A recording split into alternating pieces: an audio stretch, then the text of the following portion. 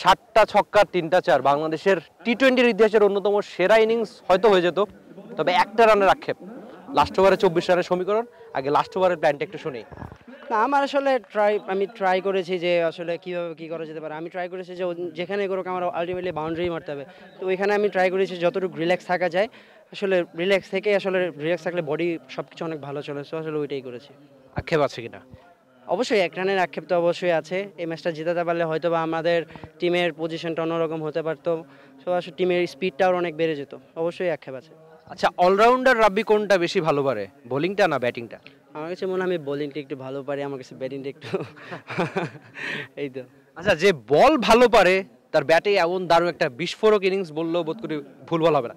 যখন আজকে উইকেটে গেলেন তখন প্ল্যানটা কি ছিল? দলের অবস্থা একটু খারাপ ছিল যদিও, কিন্তু আপনার ওই ব্যাটে আপনার লড়াইয়ে কিন্তু একদম লড়াই ফেরে আপনার দল।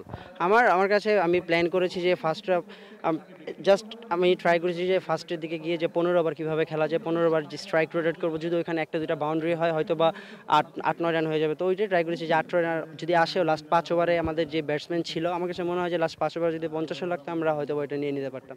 আচ্ছা, দল হিসেবে সিলেটের ওই অর্থে আসলে ভালো যাকে বলে টুর্নামেন্টটা কাটেনি। তো আপনি যেহেতু ক্যাপ্টেন, বড় দায়িত্ব ছিল, আপনার দলের সিনিয়র ক্যাম্পেনার অনেকেই ছিল, তো কোথায় সমস্যা আপনার কাছে মনে হয়? আমার কাছে মনে হচ্ছে যে আমরা সব কিছুতেই এভারেজ করছি। হয়তোবা ব্যাটিং হয়তোবা বেশি ভালো করছি না, নয়তো বোলিং বেশি ভালো করছি না। আসলে আলটিমেটলি মিক্সড আপ হয়ে যাচ্ছে। আমরা যেদিন আসলে আমাদের ইমপ্রুভমেন্ট আরও জায়গা আছে, যদি ব্যাটসম্যানরা রান করে, আমরা বোলাররা যদি আমরা স্লগ ওভার যদি আরও কিছু রান আটকাতে পারি, হয়তোবা আমাদের রেজাল্ট অন্যরকম হবে। থ্যাংক ইউ সো মাচ, আপনার জন্য অনেক বেশি শুভকামনা। সামনের ম্যাচগুলো আমরা উইনিং নোটে দেখতে চাই। Thank you so much.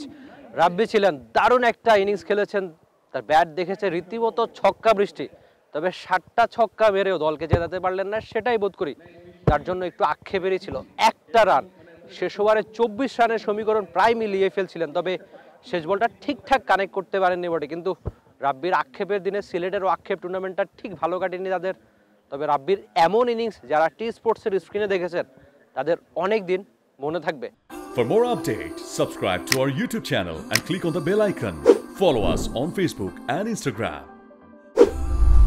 Download T Sports app to enjoy exciting games and highlights. Visit tsports.com.